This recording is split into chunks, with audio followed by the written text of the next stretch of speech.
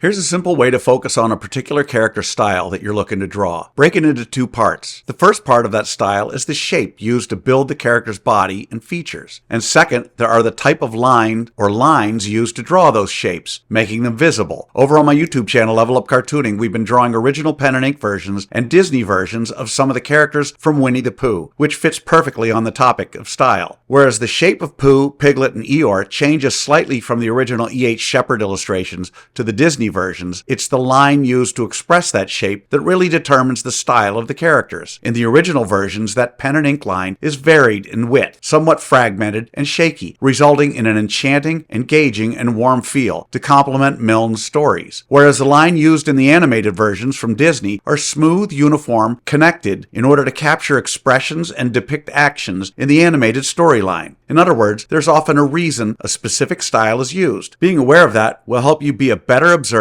and in turn a better cartoonist. Just something to think about. Follow me here and go to my YouTube channel, Level Up Cartooning, for a full video on how to draw two versions of Piglet and Eeyore and hundreds of other lessons.